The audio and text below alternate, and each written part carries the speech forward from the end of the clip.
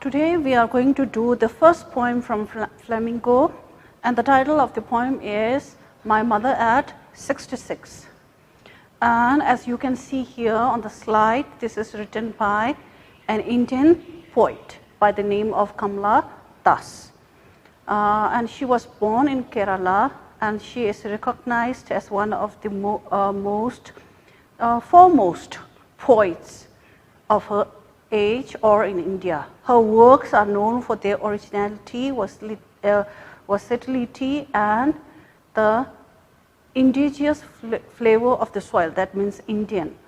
Kamala Das has published many novels and short stories in English and Malayalam under the name Madhavi Kutti.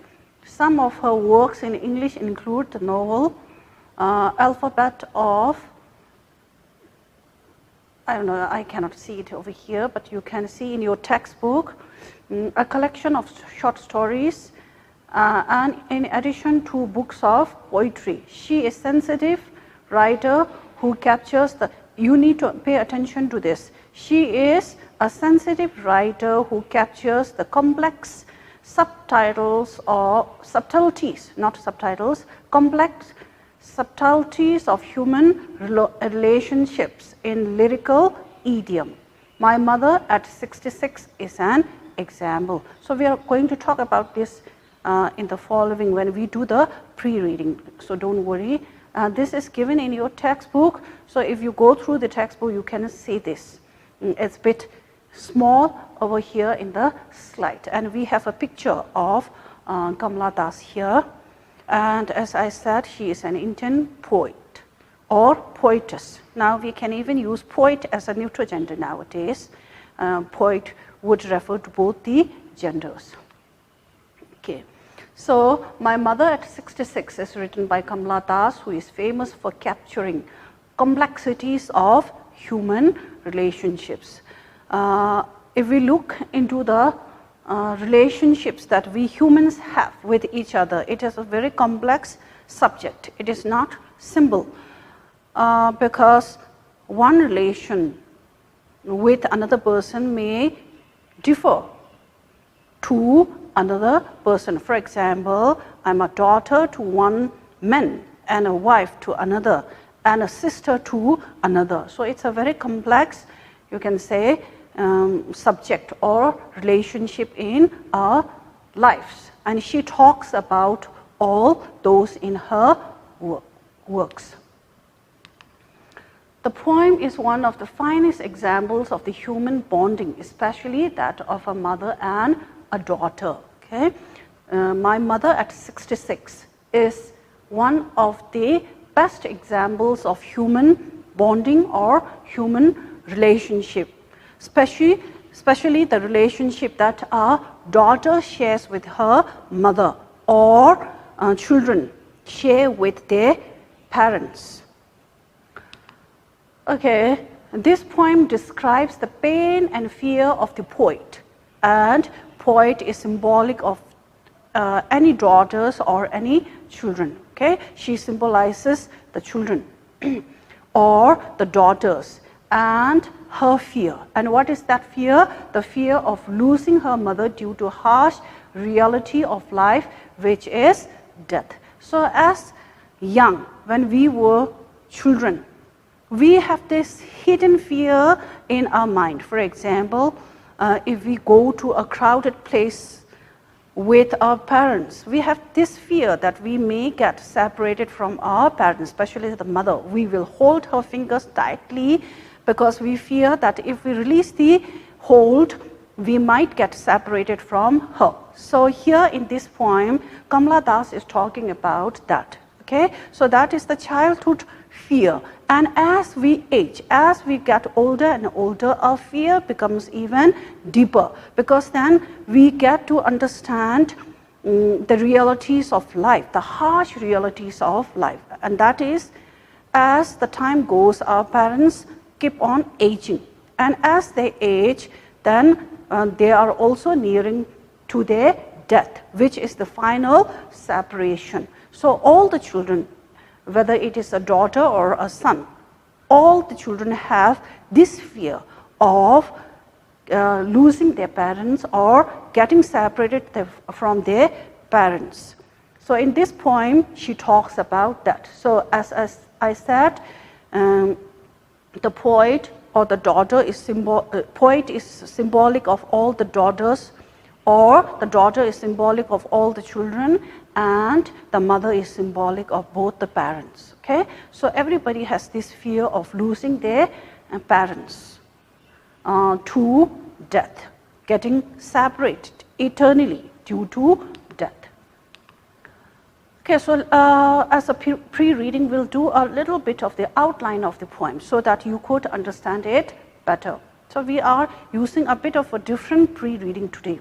We are not using that SQR technique. Okay, so if we talk about the poem outline is: aging is an important phase of human life. So many writers or poets have talked about or written about aging. You might remember doing 7 Ages in class 9 by William Shakespeare, where also he talks about human age or aging, and he has compared human life or aging to the 7 stages. Okay? In the same way, here also the poet Kamala Das is talking about that. Aging is an important phase of human life. It is the reality, but when it comes to reality, sometimes it is difficult for us to accept. And as it is difficult for us to accept, we refuse to accept the reality. It causes so much suffering and misery, brings so much misery into our life. Okay, a person enters his childhood. Okay, that is maybe the second stage according to Shakespeare. Okay, his childhood, and then he enters his youth, which is the most important stage in a person's life, because then when he enters his youth, he is full of energy and lots of vigor and strength, and he also dreams to have luxury in life. So that is the most important and energetic stage in a person's life. Okay, and then finally he approaches his old age and encounters death. So these are all the different phases of human life, which is the reality. Everybody has to go through all these phases. Nobody has the exception, and that is the fact. But as I said before, accepting that fact becomes a bit of a challenge for us, difficulty for us, and as a result we face so many miseries in our lives.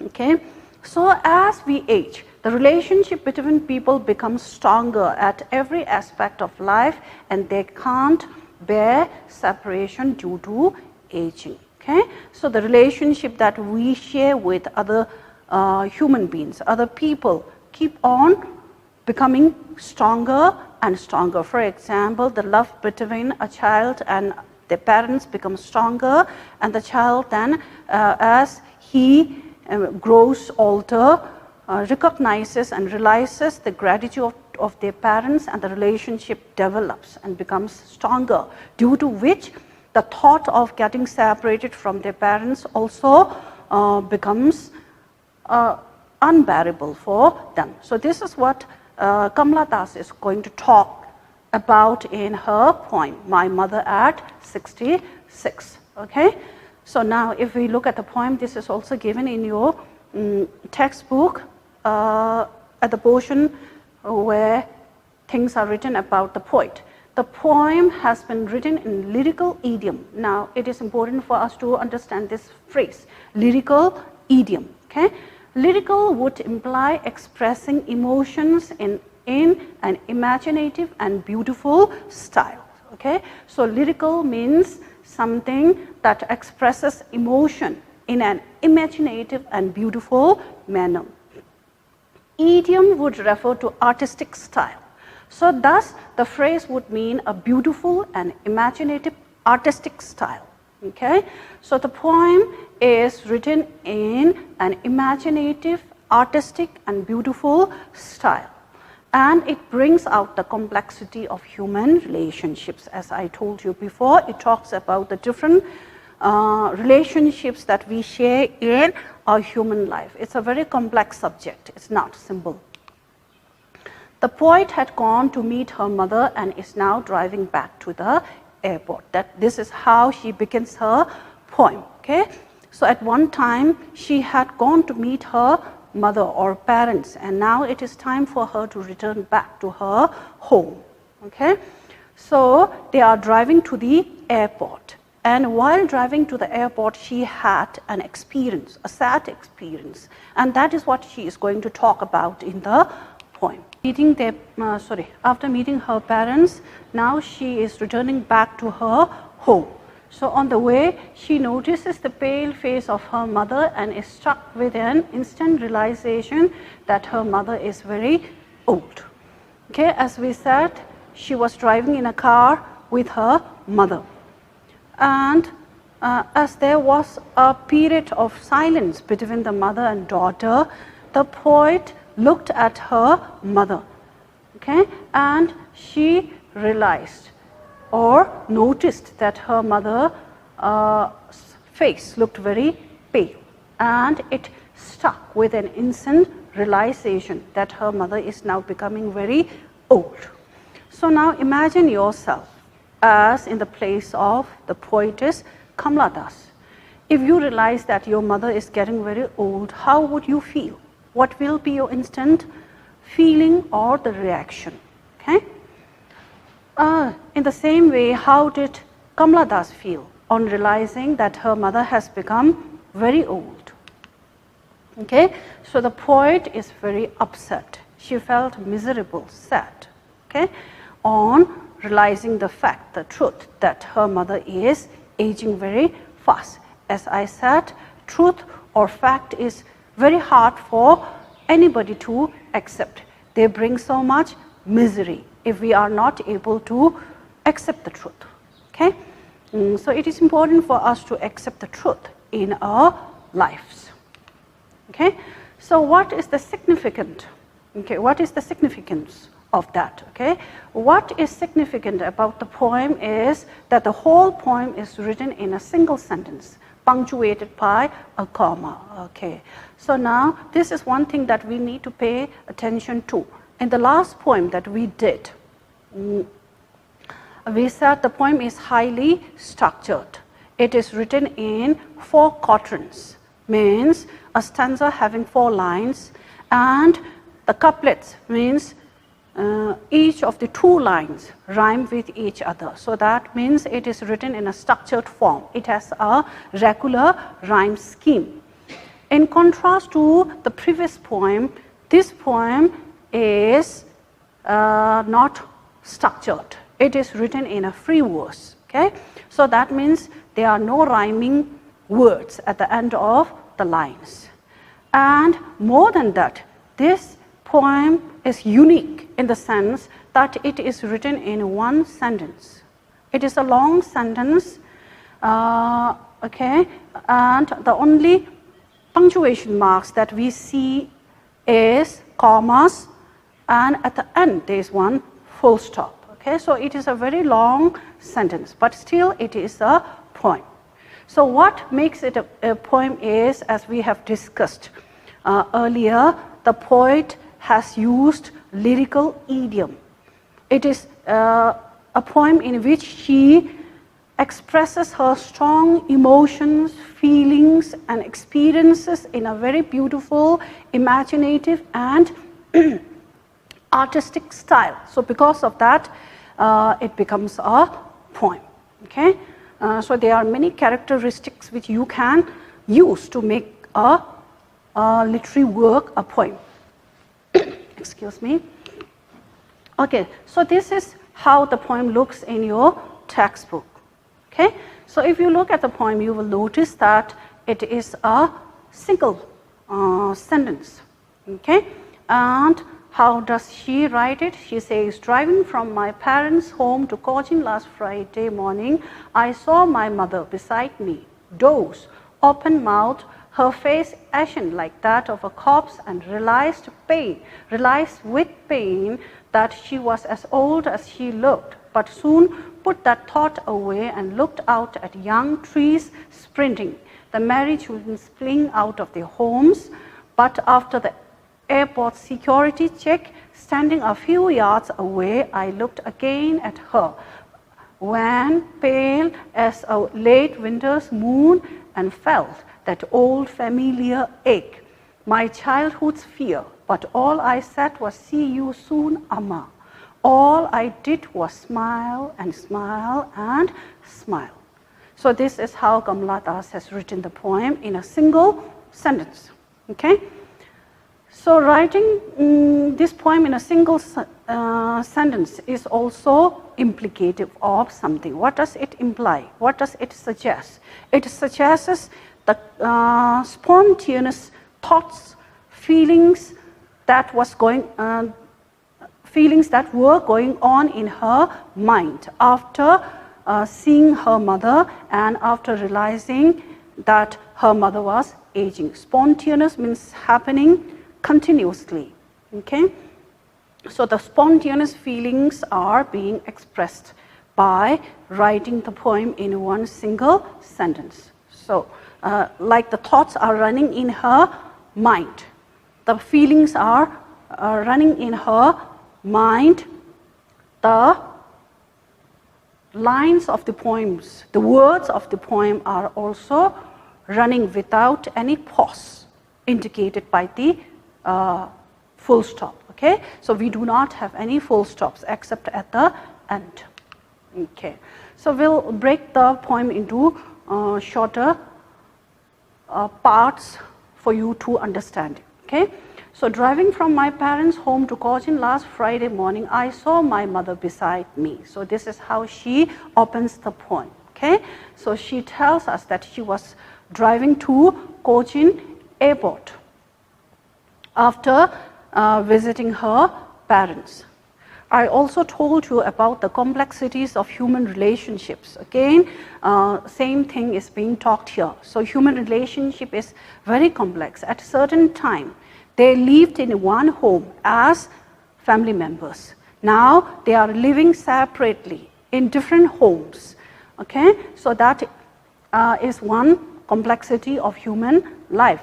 And the poetess is returning back to her own home after meeting her parents, and it happened to be a Friday morning. And as I said, since there was a long silence between the two, the poetess looked at her mother who was sitting beside her. And what did she observe? Okay, the poetess explains that once she visited her parents' house in Cochin. It was a Friday morning when she was driving back to the airport. Her mother was sitting beside her in the car. The poet looked at her mother, and what did she see? Okay, she saw her mother dozing. Dozing means sleeping, falling into sleep. Open mouth. How was her mother sleeping? Her mother was sleeping with her mouth open. Okay, why is her mouth open? When people get older, breathing becomes hard, difficult. Okay, so because of that, older people open their mouth when they sleep. You might have noticed your grandparents when they were sleeping. Most of them usually open their mouth when they sleep. Why? Because it is easier for them to breathe when they open their mouth. Okay, so the poetess Kamala Das also observed that her mother was sleeping beside her with her mouth open, which indicates that she was getting old. Okay, and not only that, her face ashen like that of a corpse and realized with pain. Another thing that she noticed, because her mother was sitting very close to her, she noticed something about her face. How did her face look like? Her face was like that of an ash. Ash color is colorless, right? Smoky, something like dusty. Okay, and she compares her mother's face to a corpse. Corpse is a dead body. When a person dies, the person loses the radiance, the glow on his or her face. Okay? As the blood flow stops, the complexion also becomes pale or ash-like, white. Okay? So her mother's face has also become very pale and colorless like that of an ash. So she compares her mother's face to that of a corpse. So what figure of speech is this called? Okay? We will also talk about that. Okay? She saw that her mother was sleeping and her mouth was open. She further explains that the color of her mother's face was like that of ash. This means that there was some smoky appearance on her face. Smoky means like smoke. Okay? Smoke is dull. It does not have vibrant color like young children usually have. She looked lifeless, like a dead body. Okay? Her mother was sleeping, dozing off beside her, and she looked very frail, fragile, and lifeless. She did not show any signs of life, activity. Okay? So the figure of speech used, as I said, is a simile. The color of mother's face has been compared to that of a corpse. Okay? Like the color of a corpse is ashen or like ash, colorless. Okay? Of white, her mother's face is also colorless and pale. Okay, so that she was as old as she looked, but soon put that thought away and looked out at young trees springing. Okay, again she compares her mother to something. What does she compare her mother to? She compares her mother to old age, as old as one can get. Okay, so her mother looked very old. This is what she meant to say, extremely old. Okay, again she is using a simile because she says she was as old as she looked. Okay, the poetess realized that her mother had grown old. Her mother had become extremely old. So because of that, she has been compared to the old age itself. When she realized that her mother had become very old, how did she feel? She felt pain for her. She felt miserable. She felt sad. So the literary device used here is simile. Her mother has been compared to an old woman. Okay, so what did she do? Okay, her mind was filled up with the thought of her mother getting old, sad. Okay, sadness filled up her mind. So what did she do? She looked outside through the window of the car. To divert her mind, to distract her mind, to remove the sad feelings from her thought. She looked outside, at the outside scene. And what did she see? She saw young trees. You need to pay attention to young trees. As you can see, Y and T are capitalized. Why do you think Y and T are capitalized here? Any idea? Y and T are capitalized. The poet has capitalized young trees. Young Y and T here. Why? Because he is using a poetic device or literary device. Can you identify or can you tell me what literary device is used here? What is that literary device called? Do you remember having done this in your junior classes? It is called personification, right? Personification is a poetic device where human characteristic is given to non-animate things or animals. Okay? So the trees have been talked of as human beings. They are called young trees. Okay? Not new trees. But soon she tried to get rid of this sad thought by diverting her thoughts towards the scenes outside. And what she saw, the first thing that she saw are the trees outside. And the trees outside have been described as young trees because that they are new trees. And they are sprinting. Sprint means run fast. Okay? So why do the trees outside look as if they are running? It is because the poetess is traveling in a car and the car was moving very fast. So because of that, the trees appeared as if running to the opposite direction. Okay, so literature device used here is symbolism and personification. As I said, the trees have been talked of as human beings, as if they are young human beings running to the opposite direction. Okay? The trees appeared as if running to the opposite direction because of the fast movement of the car. And what does it symbolize? It symbolizes the fast running time. Okay? The time is running fast in our life. Okay? The passage of time is something that nobody can stop. And with the passage of time, the people, human beings also keep on aging. We also keep on growing older and getting closer and closer to death, the eternal separation from the world as well as other relationships. Okay, so these young trees symbolize the fast running time, and the poet has personified the trees, talked about the trees as human beings. It's a beautiful device. All these devices make the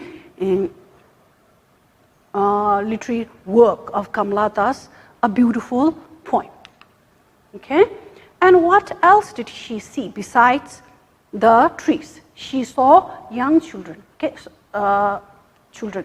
Merry, young, not young, merry means happy children. Spring means rushing out of their homes. Spring also means coming out in large numbers, groups out of their homes to play. Again, the young children coming out of their homes symbolize something. Okay? She also saw a group of children rushing out of their homes to play. Both of these were a reminder of the past. Okay, so she could have seen many other things outside, but she has written about the young trees and the merry children. Why? Both of these remind us of the past in our life, especially the past in her mother's life. Like the young trees and these merry children, at one time, her mother was also very full of energy, strong, vigorous, and energetic. Okay? In contrast to the woman that is sitting beside her, lifeless and dozing off. Okay? So at one time, her mother was also like these trees and the children. Okay? So it is a reminder, a sad reminder of the past in her mother's life. The young sprinting trees represented how fast time had flown by, okay, and how her mother had grown old. The children represented youth, which was full of life and energy. Okay? So at one time, everybody was like these children. They were full of energy, vigor, strength, and happiness, and especially energy, liveliness. Her mother was also like that. Okay? So putting these things in contrast tells us the present situation of her mother. Okay?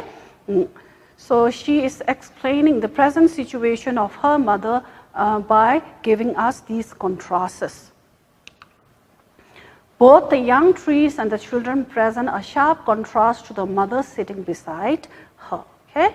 So sometimes we compare things and explain the important things. But here, Kamala Das is giving us the contrasts and explaining to us how her mother had aged. And she is becoming very old. Okay? And that has brought back the childhood fears And the childhood fear is the fear of losing one's parents or a mother. Okay? But after the airport security's check, standing a few yards away, I looked again at her, wan pale as a pale winter's moon. Okay? So the images outside, the scenes outside the car were able to divert her thoughts from her mother. Okay? She was able to forget the miseries, the sad feelings that is associated with the present situation of her mother for a while. But after getting at the airport and going through the security, now they were standing at a distance because the mother is not allowed inside. They were standing at a distance, and she again looked at her mother. And again, what she observed that her mother looked very frail, weak, lifeless, and old. Okay? I looked again at her wan, pale as a winter's moon. Again, you need to pay attention here. So here at the airport, the poetess compares her mother to a late winter's moon. Okay? Some children get confused. While they were in the car, she compares her mother to a corpse, a dead body.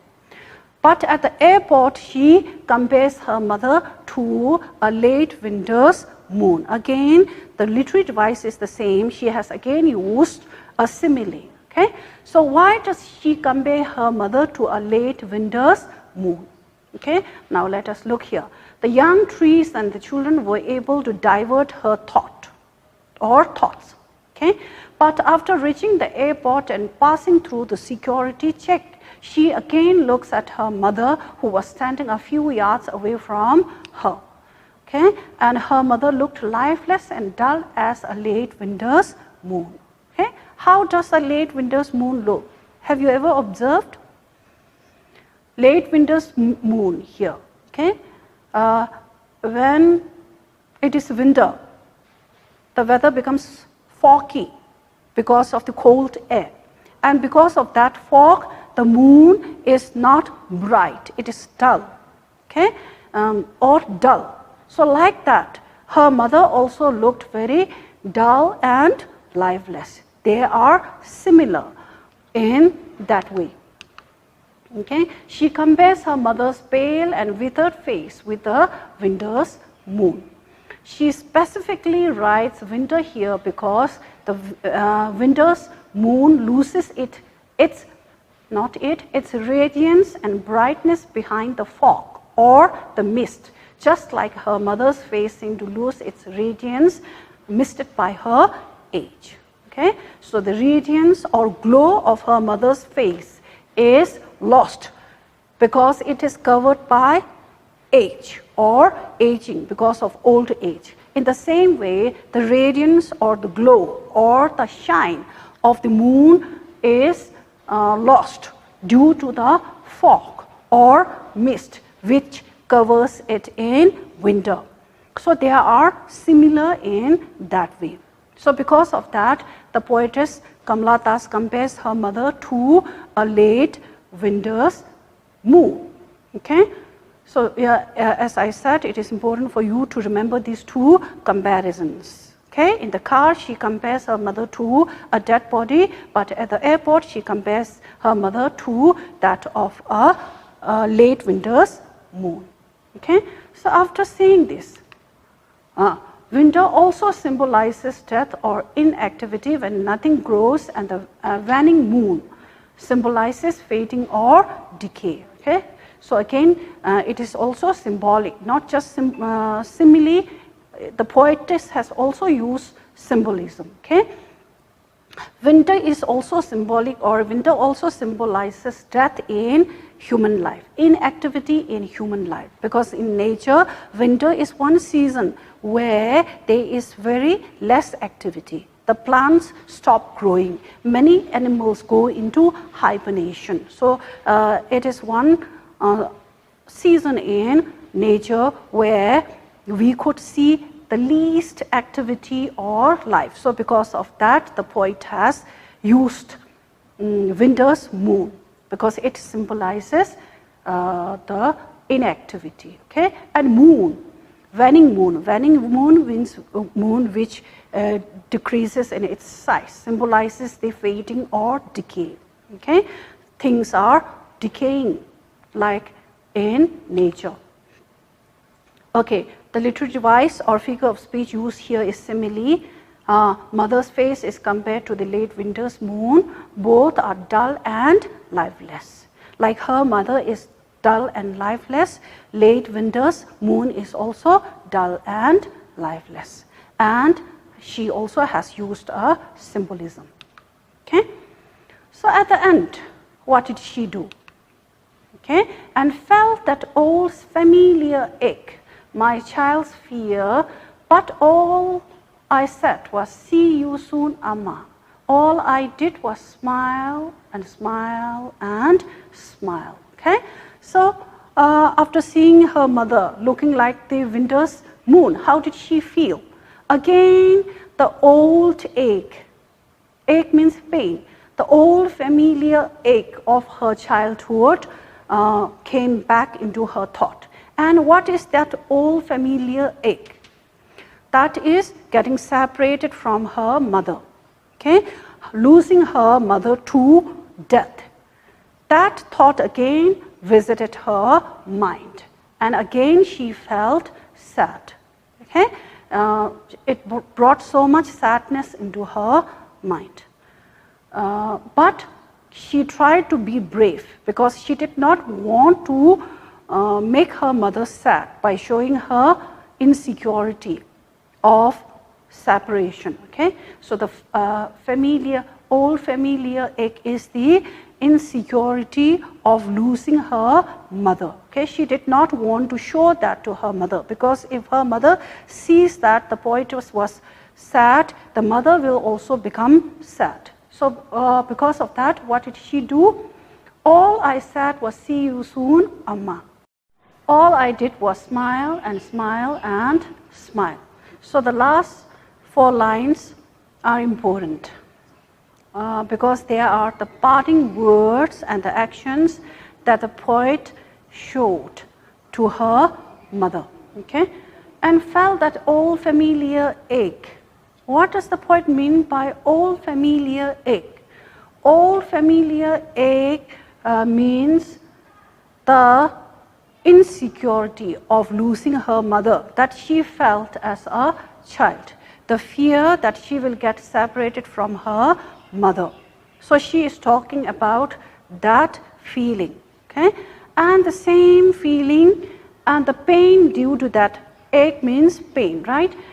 Pain due to that feeling came back again in her mind, revisited her mind after realizing that her mother was getting old.